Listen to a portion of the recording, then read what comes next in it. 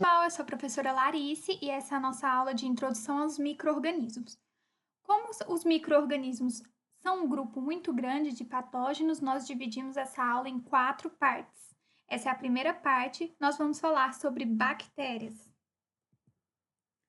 Bom, inicialmente é importante a gente entender um pouquinho que os micro-organismos, eles são mais conhecidos como germes ou micróbios, e eles podem ser patogênicos, causar doenças ou não patogênicos. Apenas 3% dos micro-organismos conhecidos são capazes de causar doença, e esses têm importância clínica para a gente que é da área da saúde. A grande maioria deles não causa doenças. Alguns micro-organismos ainda têm a característica de colonizar nosso corpo quando o nosso corpo está, de alguma forma, deficiente na resposta imune, imunossuprimido, né? Que são os patógenos oportunistas. Eles se aproveitam de uma fraqueza do nosso organismo para crescer e proliferar. Embora esses micro-organismos geralmente não causem nenhum problema em um indivíduo saudável, caso esse indivíduo ele tenha aí algum problema, né, de imunidade mesmo, esse patógeno ele tem o potencial de causar infecções e ter acesso a determinadas partes do nosso corpo na qual ele normalmente não teria acesso. E aí é importante a gente diferenciar a doença infecciosa de intoxicação microbiana. A doença infecciosa é quando o patógeno ele coloniza o nosso organismo e é capaz de causar doença. Então, geralmente, a gente tem a doença infecciosa em decorrência dessa colonização. Um patógeno que produz toxina e a pessoa ingere essa toxina, leva então a uma intoxicação. Então, a intoxicação ela é diferente de infecção. Intoxicação é causada quando o indivíduo ele ingere, né, ele entra em contato com a toxina produzida por um micro-organismo. As duas categorias de doença, elas podem surgir quando o patógeno habita esse nosso organismo ou então, né, quando ele libera essas substâncias tóxicas, venenosas que ele produz, né, para o indivíduo. Vamos então, rapidamente, falar um pouquinho do grupo das bactérias. Vamos ver um pouquinho da morfologia, estrutura celular, nutrição e metabolismo. Lembrando que aqui são conceitos gerais dos micro-organismos, nós não vamos aprofundar, nós vamos falar um pouquinho melhor das doenças na próxima aula, que a gente vai falar das infecções hospitalares, principalmente, mas aqui é mais para vocês entenderem um pouquinho como funciona esses micro-organismos. Então, as bactérias, elas têm vários tipos de características, é um grupo de patógenos muito grande, são procariontes, né? Então, elas têm uma estrutura muito simples, elas têm desde características macroscópicas de interesse clínico, né, que é a aparência das culturas, quando a gente coloca elas para crescer em laboratório e observa as características dessas culturas, e também as características microscópicas que estão relacionadas com a morfologia desses micro-organismos, né, que é, no caso, o tamanho, o formato que esse micro-organismo tem, até mesmo a configuração, né, se ela é soltinha, unidade sozinha, ou se ela está agrupada com outras bactérias, se ela cresce, por exemplo, em um ambiente rico em oxigênio, ou pobre, ou mesmo ausente de oxigênio. E também tem a questão da coloração, que é muito importante para separar bactérias de interesse clínico, que é a coloração de Gram. Provavelmente vocês já ouviram falar dela. A gente vai falar melhor dela mais para frente. Então, a gente estuda mesmo as bactérias de interesse clínico. E a maioria das bactérias de interesse clínico são os cocos e os bacilos. Então, vejam que a gente tem 3 tipos principais de morfologia das bactérias: cocos, bacilos e espirais. Os cocos, eles apresentam esse formato esférico, tá? O bacilo é na forminha de um bastão. O cocobacilo é como se fosse a união de um coco com um bacilo, então ele tem esse aspecto como se unisse esses dois formatos. E os espirais, eles podem apresentar algumas variações. Então, tem o tipo vibrião, o tipo espirilo e o tipo espiroqueta, tá? Então, os 3 principais formatos das bactérias são cocos, bacilos e espirais. Os cocos, eles podem se arranjar, né, ou mesmo formar diversas estruturas. Então, quando a gente tem bactérias cocos isoladas, a gente apenas diz que a morfologia é de cocos. Então, são cocos isolados. Às vezes, a gente tem diplococos, que é a união entre 2 cocos. Isso pode ser encapsulado ou não, tá? Então, é como se fosse 2 cocos juntos, como está nessa figura aqui embaixo. E a gente tem ainda o formato tétrade, que é quando é com 4 cocos juntinhos, como se formasse um cubo. E sarcina, que é com 8 cocos, também como se formasse um cubo em 3D, como aqui na imagem. Além disso, a gente tem os estafilococos, que tem esse nome porque eles se aglomeram como se fosse em formato de cacho de uva, como vocês podem ver aqui na imagem. E os streptococos, que eles fazem como se fosse uma cadeia de contas, né? Como se fosse um colar de pérolas, como vocês podem observar aqui na imagem. Então, os cocos podem se arranjar isolados, cocos, diplococos, 2 cocos, tetra de 4, 8 sarcina, estafilococos em formato de cacho de uva, streptococos em formato de cadeia. Os bacilos, como eles possuem esse aspecto de bastão, eles também podem ficar isolados ou agrupados em 2 diplobacilos ou até mesmo em cadeia, streptobacilos. Então, diplobacilos, streptobacilos. A gente tem o cocobacilo também, que é um outro tipo de formato, e a maioria dos bacilos também podem encontrar-se isolados. A gente tem umas outras variações de formato dos bacilos, que é essa daqui que parece uma letra chinesa, ou no formato de paliça, tá? Presente em alguns tipos de patologia. A gente observa essas formações na própria lâmina microscópica. Você coleta, né, a amostra, faz ela crescer em cultura no laboratório, isola essa cultura, passa para uma lâmina e olha por microscopia eletrônica, né? É feita uma coloração, que é a coloração de Gram, que a gente vai estudar daqui a pouco. Há outros tipos de colorações de Ziehl-Neelsen, por exemplo, mas é feita a observação em microscópio. E as espirais? Temos 3 espirilos, que parecem um saca-rolha, espiroquetas, que são espirais flexíveis, então parece mesmo, as espiroquetas, elas quase parecem aquele fio de telefone. A diferença entre elas e o espirilo é que o espirilo ele ainda é mais enroladinho. E os vibriões que parecem uma vírgula. Então, esse é o formato das espirais. As bactérias, elas podem ser classificadas de acordo com suas características genotípicas, né? E aí a gente tem toda uma taxonomia microbiana. E fenotípicas, que é em relação à morfologia que a gente vê, morfologia macroscópica e microscópica. Macroscópica lembra sempre das colônias que vão ser formadas na placa de Petri. Microscópicas é o que a gente visualiza no microscópio, né? Tem a questão das colorações, se vai ser gram positivo, gram negativo, se vai se corar pelo gram ou se vai se corar por outra técnica. Estruturas que apresenta fímbria, flagelo, né, que dá motilidade, peeling. E a questão metabólica, por exemplo, se ela cresce em ambiente rico em CO2 ou ausente de CO2, rico em nutrientes como glicose, sacarose, enfim. Então, tem toda uma classificação que pode ser feita através dessas características. Bom, basicamente, toda bactéria ela é um ser vivo procarionte, então ela apresenta uma estrutura muito simples, né? Então, ela tem uma dupla camada de membrana lipídica, tem um cromossomo único, as organelas são todas espalhadas, não é uma coisa complexa como uma célula eucarionte. Apresenta ribossomo, lisossomo, enfim, estruturas que são comuns até mesmo às células eucariontes, mas a diferença é que ela não tem uma organização, a sua estrutura é muito simples. A camada a camada externa das bactérias é uma bicamada lipídica, assim como a das nossas células, e tem uma estrutura muito importante presente nessa camada, que é o peptídeo glicano, né? E a gente vai ver mais ou menos a importância deles. Algumas bactérias podem apresentar fíbrias, podem apresentar flagelo, né, que é o que dá motilidade à bactéria, peeling, enfim, cápsula. Algumas também podem fazer uma segunda camada aqui e fazer uma cápsula, mas basicamente é uma estrutura simples.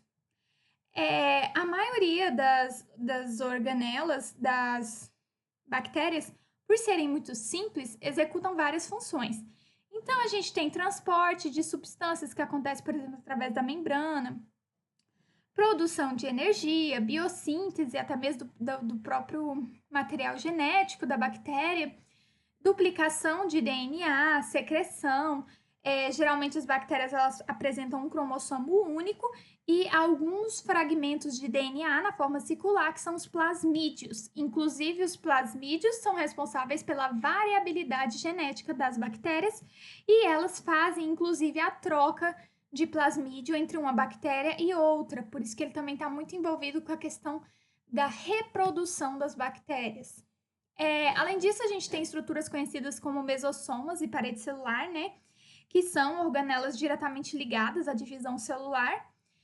E a parede que vai dar resistência, vai ter várias outras funções, principalmente ajudar no transporte de solutos, a manter a pressão osmótica da bactéria com o meio extracelular, enfim. Algumas bactérias podem apresentar cápsulas, não são todas, mas algumas possuem. Isso confere resistência a essa bactéria, aumenta também a questão da hidratação, então ela não consegue perder tanta água, desidratar tão facilmente devido a essa cápsula. Também permite uma maior aderência dessa bactéria ao epitélio ou ao local que ela estiver infectando, inclusive resistência a substâncias microbianas. Uma coisa que é muito semelhante às cápsulas são os esporos, que é quando algumas bactérias são esporuladas, ou seja, como se elas, dependendo da situação do ambiente, se ele não permite que ela se reproduza, essa bactéria ela hiberna, então ela fica em um estado de esporulação e ela é facilmente transmitida pelo vento, por secreções, enfim. E quando o ambiente oferece novamente um meio propício para replicação e crescimento dessa bactéria, ela, né, sai desse esporo e volta a crescer e proliferar. O peeling e as fíbrias se assemelham muito aos flagelos, porém a função deles é dar aderência. Fíbrias dão aderência à bactéria e o peeling está relacionado aí com o fator de virulência, porque ele também ajuda na passagem dos plasmídios, que eu havia reforçado anteriormente com vocês. O plasmídio ele é uma molécula circular de DNA que está presente nas bactérias e determina algumas características genéticas dessas bactérias. Então, ele confere vantagem seletiva. Inclusive, é um dos responsáveis por resistências bacterianas, né? Então, a bactéria mais forte que sobreviveu a um antibiótico, ela consegue transmitir aquele plasmídio que contém a informação, né, da resistência dela para outras bactérias e assim a gente tem a resistência a antibióticos.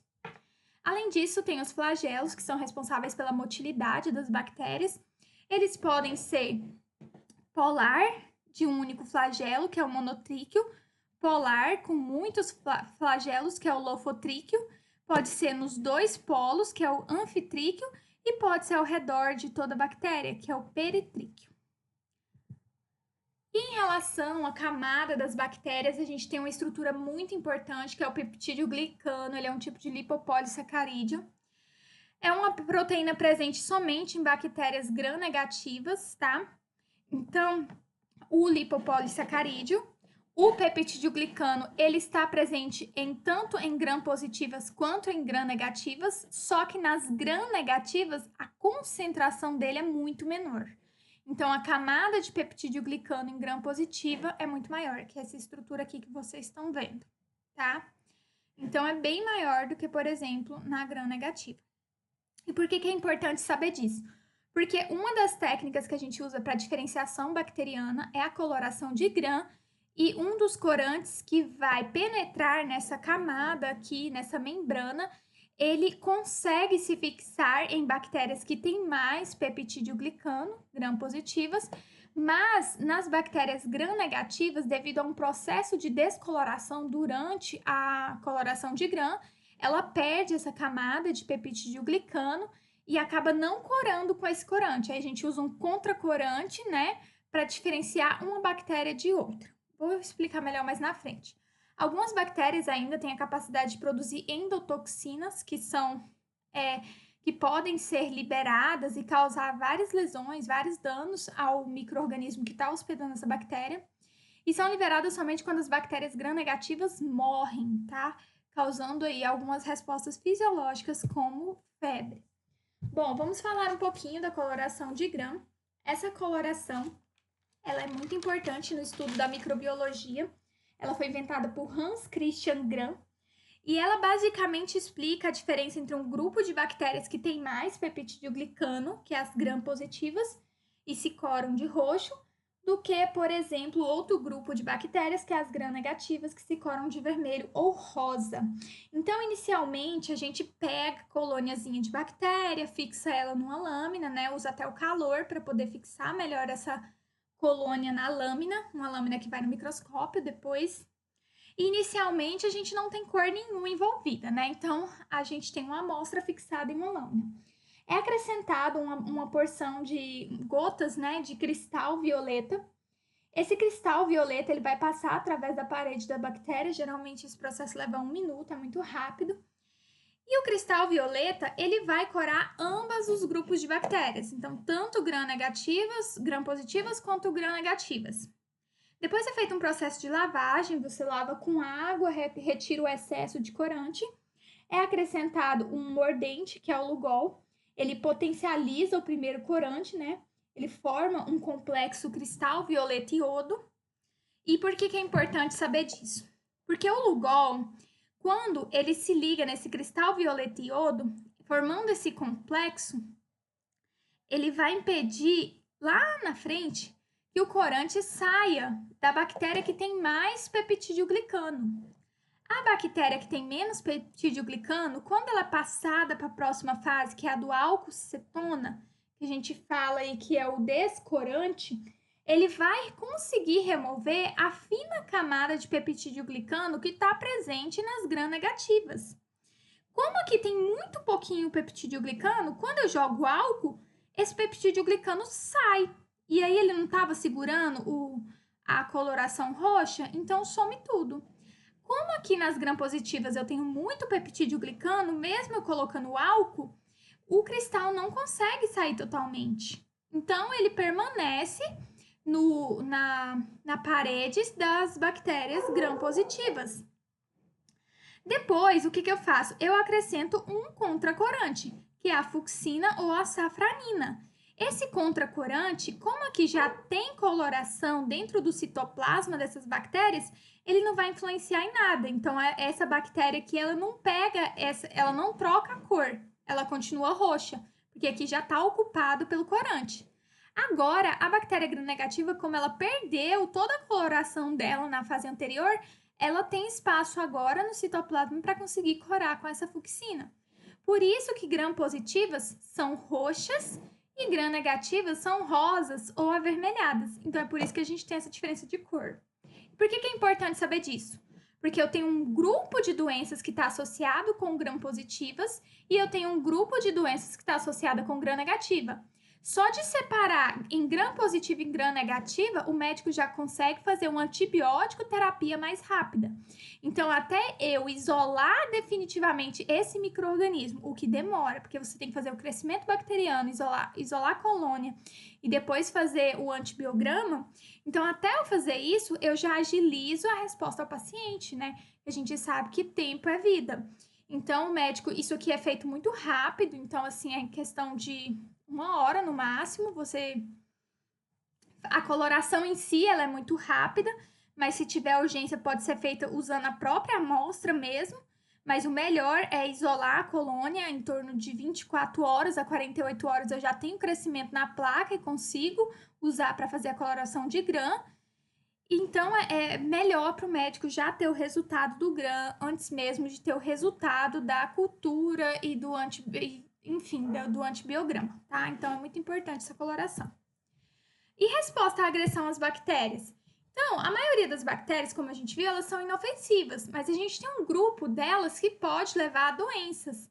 E essas doenças, elas podem inclusive levar à morte. Então, está muito relacionado às doenças com o local de inoculação, o tecido que essa bactéria vai infectar, a resposta do hospedeiro. E o tratamento para bactérias é feito com antibiótico e a prevenção pode ser feita inclusive por vacina. A gente tem vacina aí, né? A BCG é um exemplo de vacina contra tipos de bactérias. As bactérias, elas podem ser divididas em dois grupos: bactérias intracelulares, que infectam as células, e bactérias extracelulares, que elas permanecem e colonizam os tecidos fora das células, não necessariamente precisam viver dentro da célula.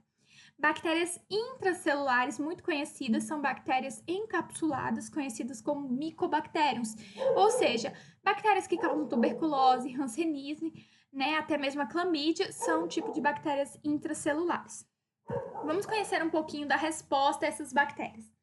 Bom, basicamente, o nosso corpo responde a bactérias intracelulares através do sistema imunológico. E uma função muito importante das nossas células do sistema imunológico, principalmente da imunidade inata, é a formação da fagocitose, né? A formação do fagolisossoma. Então, as nossas células do sistema imune combatem bactérias fazendo fagocitose na imunidade inata.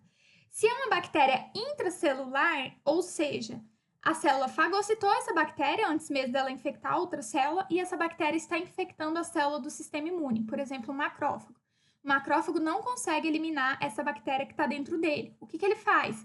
Ele pede aí uma resposta de uma imunidade adaptativa.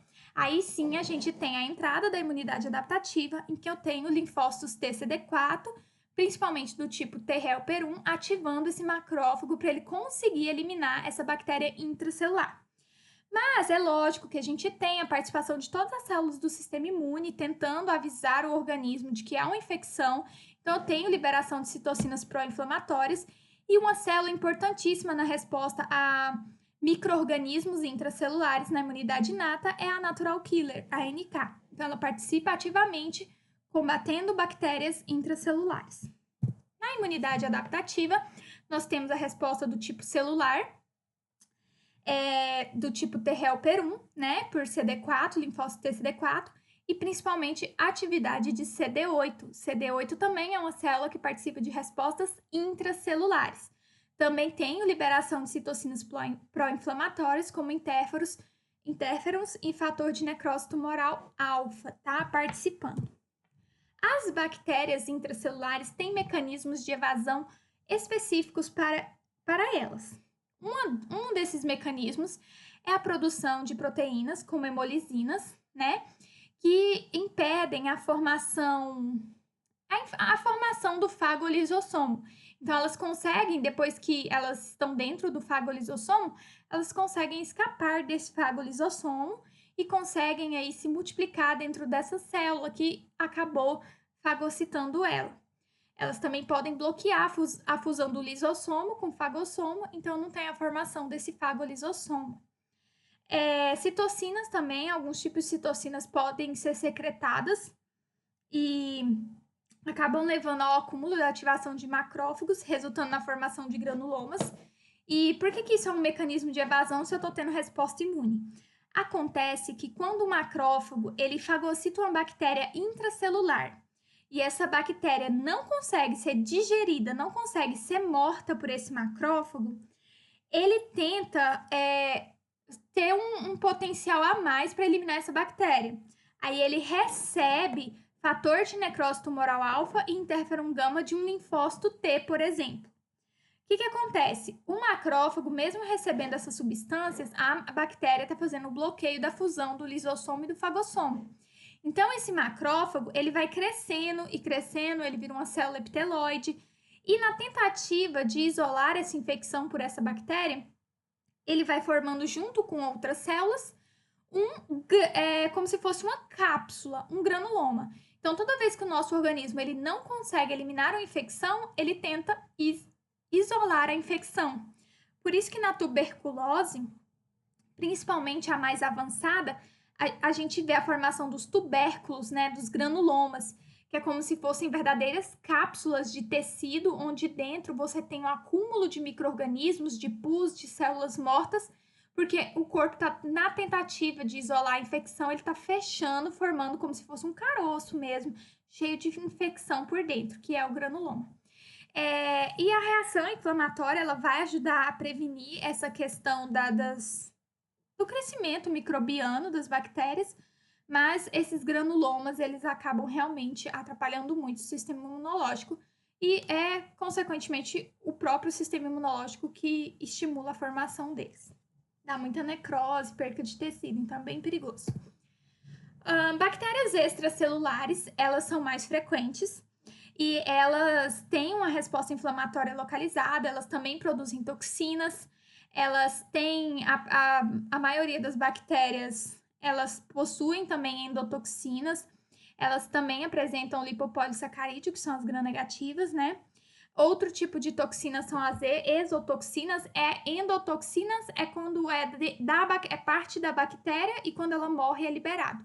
Exotoxinas é quando a toxina é produzida pela bactéria e é secretada, tá?